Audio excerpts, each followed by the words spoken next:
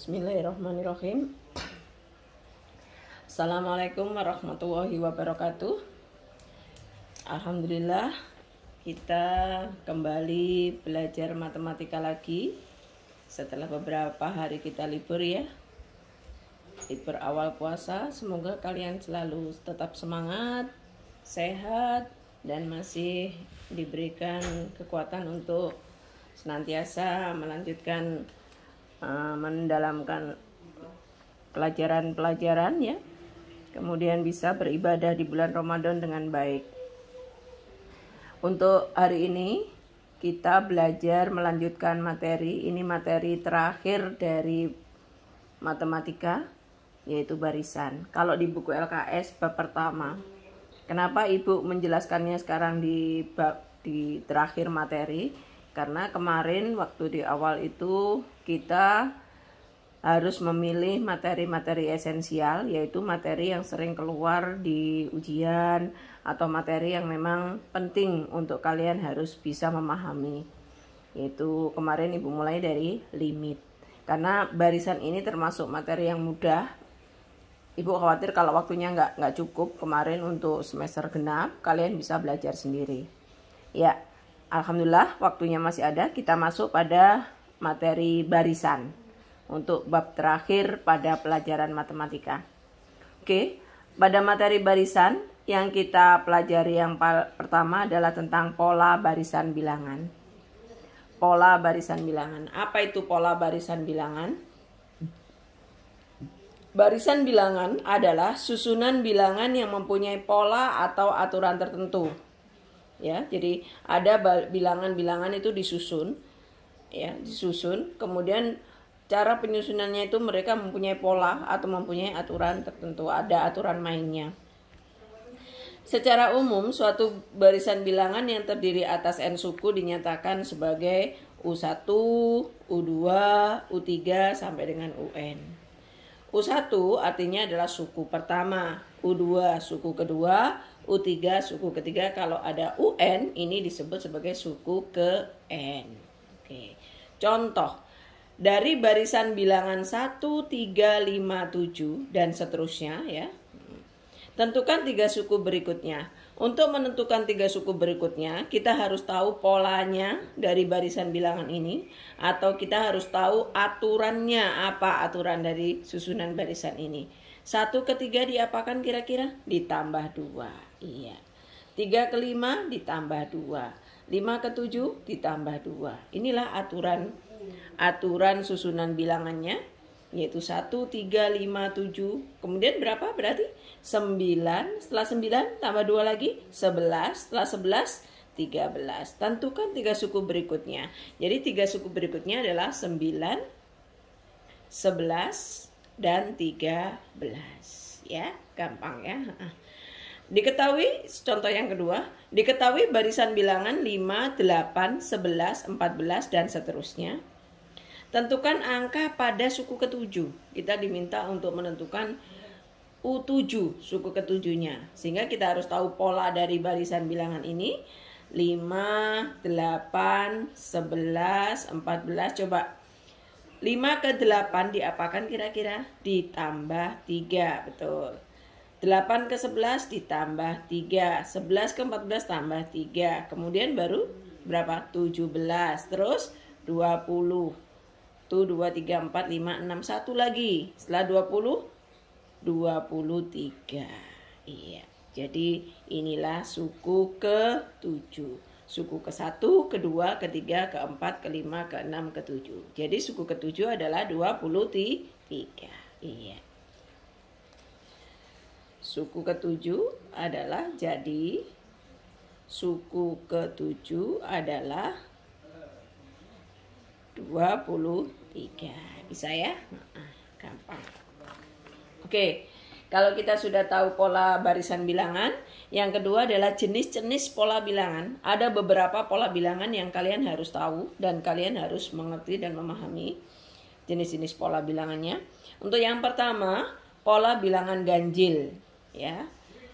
Pola bilangan ganjil. Sebelumnya kita gambarkan dengan nota titik-titik seperti ini. 1 titik, ada 3 titik. ini ada 5 titik, seperti ada 5 nota, berarti ini 1, 3, 5, kemudian ini 3, ini 4 berarti 7, ini 4, ini 5 berarti 9. Suku pertama pada bilangan ganjil adalah 1, suku keduanya 3, suku ketiganya 5, suku keempatnya 7, suku kelimanya 9. Sehingga rumus pola bilangan ganjil adalah 2n-1. Ini rumusnya untuk pola bilangan ganjil. Artinya apa? Pada saat kita akan menentukan suku keberapa, kita bisa langsung memakai rumus ini. Misalnya suku ketiga kita coba. 2 kali 3 dikurangi 1. Suku ketiga berarti n-nya kita ganti 3. 2 kali 3, 6. Dikurangi 1, 5. Benar kan? Suku ketiga adalah 5. Misalnya pertanyaannya lagi, tentukan bilangan ganjil, pola bilangan ganjil suku ke-10. Itu berarti ya 2 kali 10 dikurangi 1. Berarti nilainya 19 dan seterusnya. Oke. Yang kedua adalah pola bilangan genap. Untuk pola bilangan genap kita gambarkan dengan nota 2. Ada 2 nota, 4 nota, 6 nota ya. Di sini 22. Pola dasarnya 2, kemudian kita ikuti urutannya. 2 kalau suku pertama 1 kali ya, kalau suku kedua 2 kali begini, kalau suku ketiga 3, suku keempat tuh 2, 3, 4, suku kelima tuh 2, 3, 4, 5 dan seterusnya. Sehingga kalau kita tuliskan susunan pola bilangan genapnya adalah 2, 4, 6, 8, 10 dan seterusnya. Sehingga rumus pola bilangan genapnya adalah 2 kali n. Suku pertama adalah 2 kali 1, 2. Suku kedua adalah 2 kali 2, 4. Suku ketiga 2 kali 3 adalah 6. Suku keempat adalah 2 kali 4, 8.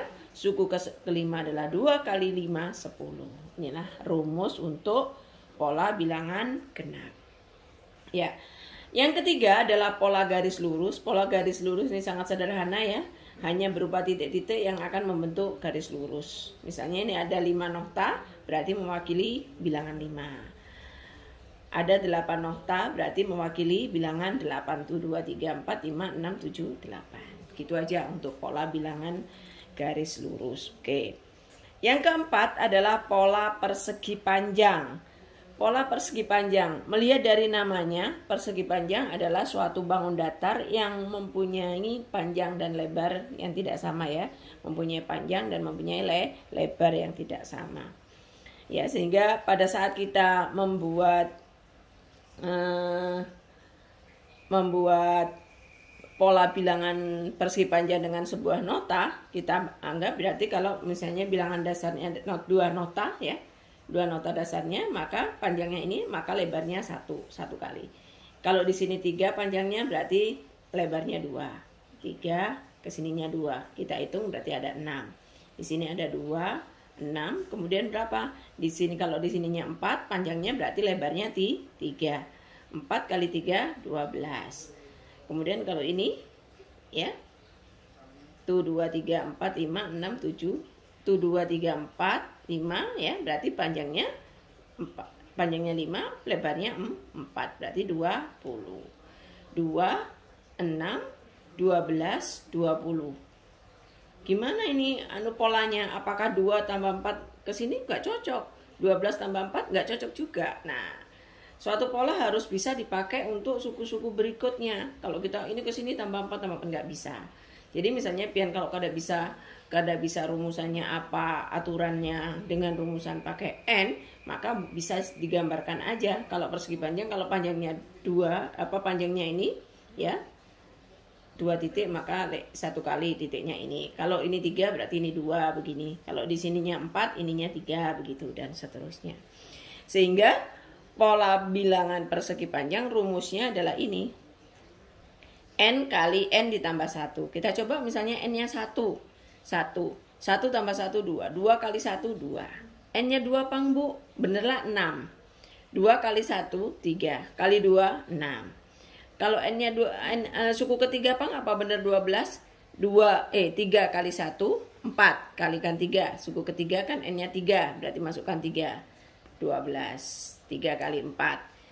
Suku keempat berarti 4 tambah 1, 5. 4 kali 5, 20. Jadi rumus pola bilangan persegi panjang adalah N kali N ditambah 1.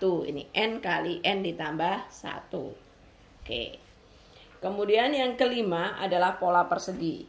Pola persegi sesuai dengan nama persegi adalah sebuah bangun datar yang mempunyai sisi yang sama ya. Panjang dan lebarnya sama sehingga sisi dengan sisi. Kalau di sini 1 titik begitu, kalau di sini ada 2 berarti di sini juga 2. Nah, kalau di sini 3 berarti ke sininya juga 3. Pokoknya membentuk sebuah persegi 4 nokta begitu. Sehingga kalau kita tulis angkanya di sini adalah 1, di sini adalah 4, di sini adalah 9 ya. 3 kali 3, ini 4 kali 4, 16 dan seterusnya. Sehingga rumus pola bilangan persegi adalah N pangkat 2.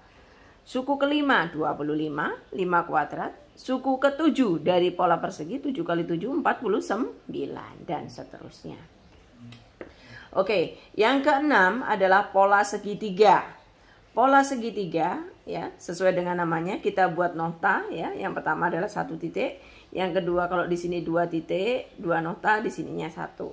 Kalau di sini dasarnya adalah 3, alasnya 3, di sini 2, di sini 1 supaya membentuk segitiga. Begitu juga kalau alasnya di sini 4 nokta, kemudian 3 nokta, 2 nokta, 1. Kita coba hitung anunya ya, noktanya ini 1, di sini ada berapa? 3, tuh 2 3. Di sini 3 5 6 ya. 4 3 ya. 4 tambah 3 7, tambah 3 lagi 10. 1 ke 3 tambah 2, 3 ke 6 tambah 3, 6 ke 10 tambah 4. Nah, berarti nanti kira-kira tambah berapa? Tambah 5. Setelah itu tambah 5 tambah 6, tambah 7. Ya, dan seterusnya. Sehingga pola bilangan segitiga adalah setengah N kali N ditambah 1. Kita coba misalnya N-nya 1. Suku pertama, apa benar nilainya 1? 1 kali setengah, setengah. 1 tambah 1, 2. 2 kali setengah, 1. Suku kedua, 2 kali 1, 3. Setengah kali 2, 1. 1 kali 3, 3. Dan seterusnya ya. Inilah pola bilangan segitiga. Suku keempat Pang Bu, suku keempat. Masukkan N-nya 4. 4 kali 1, 5. Setengah kali 4, 2. 2 kali 5, 10. Oke. Ya. Terakhir, jenis pola bilangan, pola barisan bilangan adalah pola segitiga Pascal. Pola segitiga Pascal ini bisa kita gunakan nanti untuk menjabarkan polinom atau suku banyak begitu ya, atau suku yang mempunyai pangkat tinggi. Ya. Nanti 2 suku yang mempunyai pangkat tinggi, misalnya A plus B pangkat 0, artinya A ditambah B pangkat 0 ini siapapun kalau pangkat 0 nilainya selalu 1. Kalau di sini A plus B pangkat 1, artinya A pangkat 1, B pangkat 1. Sekarang untuk membuat pola segitiganya 1 tambah 1, 2. Ya. Tulis lagi di sini 1, di situ 1. 1 tambah 2, 3. 2 tambah 1, 3. Tambah lagi 1, tambah lagi 1. Ya. Kemudian 1 tambah 3, 4. 3 tambah 3, 6. 3 tambah 1, 4. Tambah lagi 1, 1. Dan seterusnya lagi ya, satu lagi. Di sini misalnya 1 tambah 4, 5. 4 tambah 6, 10. 6 tambah 4, 10. 4 tambah 1, 5, 1. Nah, ini gunanya untuk apa? Untuk ini. A plus B pangkat 0 itu nilainya 1. Nah, gini ya. Nah, ini A plus B berarti pangkat 2. Ini untuk A plus B pangkat 3. A plus B pangkat 5. A plus B pangkat 6. Gimana sih maksudnya? Maksudnya begini. Ibu jelaskan ya. Nah, begini. Kalau yang pertama A plus B pangkat 0, siapapun kalau pangkat 0 nilainya adalah 1. 1 ini. Kemudian kalau A plus B pangkat 1 nilainya adalah A pangkat 1 ditambah B pangkat 1. Ya, ini 1 artinya adalah itu. Kemudian A plus B pangkat 2 adalah kalau kita kuadratkan A plus B kuadrat, berarti A plus B kali A plus B. Yang sering Ibu ajari adalah kuadratkan suku pertamanya, A kuadrat. Kemudian kalikan 2 kali A kali B, plus 2AB.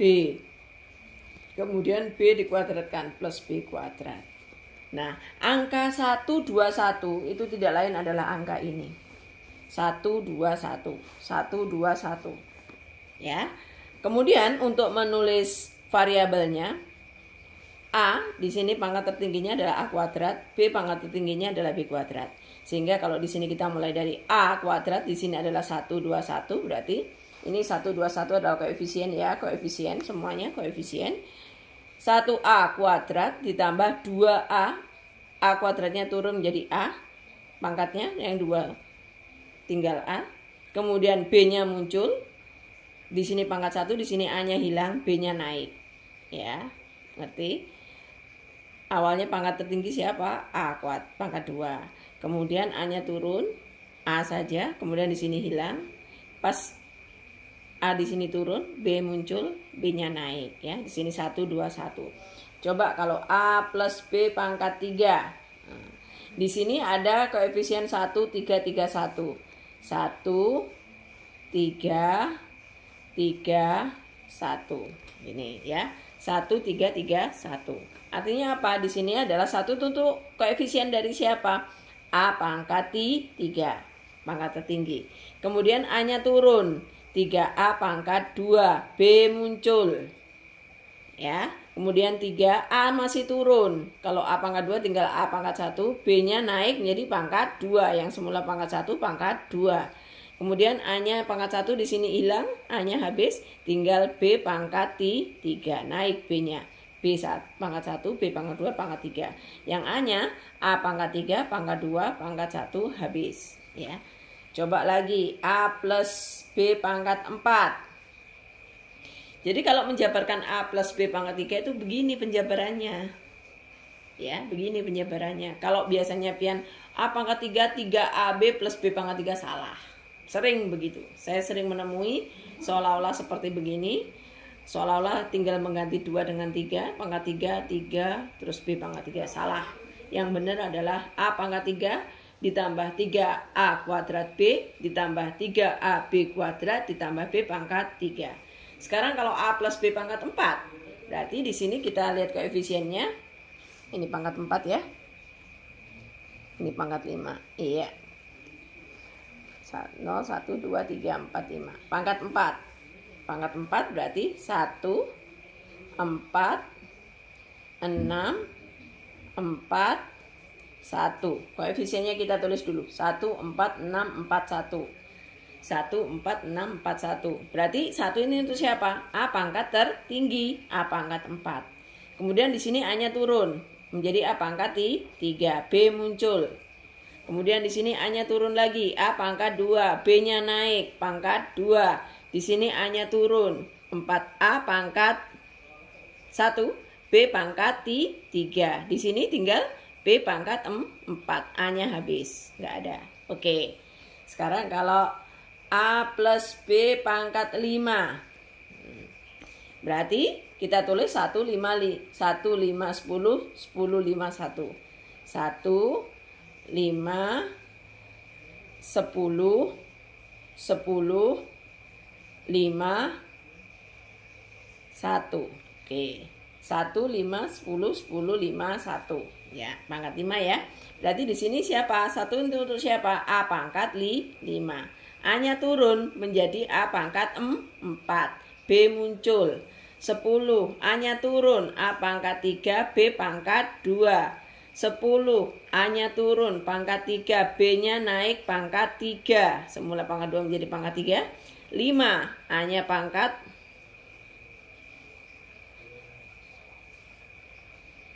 A-nya pangkat 2 ya ini. B pangkat 3. A pangkat 2. B pangkat 3. 5. A pangkat 1 ya. B-nya pangkat 4. Kemudian 1 ini B pangkat 5. Naik kalau B pangkat 4 pangkat 5. Coba selesaikan A plus B pangkat 6. Koefisiennya berapa koefisiennya? Koefisiennya adalah 1, 6, 15, 20, 15, 6, 1. Dari mana Bu Pian angka 1, 6, 15, 20, 15, 6, 1 ini? 1, 6 ya, ditambahkan. Ini tambah ini 15, ini tambah ini 20, ini tambah ini 15, 6, 1. Ya. Jadi 1 ini punya siapa? A pangkat 6. 6, A pangkat 5, B muncul. 15, A pangkat 4, B pangkat 2. 20, A pangkat 3, B pangkat 1, pangkat 3 ya. Nah, naik, B-nya naik. Di sini 15, A-nya turun, pangkat 2, B-nya pangkat 4. 6, A-nya turun, A, B pangkat 5. Di sini menjadi A-nya habis ya ke sini, berarti tinggal B pangkat 6. Ya, oke, bisa ya. Sekarang kalian coba untuk mencari ini A dan B. Bisa diganti dengan XY atau PQ. Coba ya. Tentukan, jabarkan ini pemangkatan berikut. Seperti itu. Nomor 1. X plus Y pangkat 3. P plus Q pangkat 5 misalnya. Coba ya, kerjakan. Berarti terlebih dahulu yang harus dilaksanakan adalah ini. 1 untuk pangkat 3. 1, 3, 3, 1. Tulis dulu. 1, 3, 3, 1. 1 punya siapa? X pangkat 3. Kemudian 3 ini punya siapa? X-nya turun, Y-nya muncul. Kemudian 3 di sini punya siapa? X-nya turun, Y-nya naik pangkat 2. Di sini X-nya sudah pangkat 1, di sini habis X-nya, ya tinggal Y pangkat 3. Bisa ya? Oke. Kemudian coba Pian kerjakan P plus Q pangkat 5 dan MN pangkat 4. Nah, ya. Ya, itulah yang bisa kita pelajari untuk hari ini. Sampai di sini kita masih belajar tentang barisan, tapi bagian dasar sekali ya. Mulai dari apa itu pola barisan bilangan, kemudian jenis-jenis pola bilangan. Ada 7 pola bilangan tadi Ibu ajari. Yang pertama adalah pola bilangan ganjil. Rumusnya adalah, untuk pola bilangan ganjil rumusnya adalah 2n min 1. Pola bilangan genap adalah 2n. Pola garis lurus adalah nota yang mewakili bilangan ya. Sederhana aja yang membentuk garis lurus nota-notanya. Kemudian untuk pola persegi panjang rumusnya adalah n kali n plus 1. Untuk pola persegi adalah n kuadrat ya, bilangan kuadrat ya. Pola bilangan kuadrat 2, 4, 9, 16, 25, 36 dan seterusnya. Pola segitiga, rumus pola segitiganya adalah setengah n kali n plus 1. Yang terakhir adalah pola segitiga Pascal 1, 1, 1, 1, 2, 1, 1, 3, 3, 1 ya. Ini didapatkan dari sini 1 tambah 1, 1 tambah 2, 3, 2 tambah 1, 3, 1 tambah 3, 4, 3 tambah 3, 6 ya, begitu. Nah, 4 tambah 6, 10, 6 tambah 4, 10, nah begitu. Oke, ya itulah yang bisa kita pelajari untuk hari ini. Tetap semangat dan jangan bosan untuk latihan mengerjakan soal-soal matematika. Untuk hari ini sampai di sini Ibu tutup ya. Kalau ada pertanyaan silahkan dijapri. Kurang lebih mohon maaf dan Ibu akhiri. Assalamualaikum warahmatullahi wabarakatuh.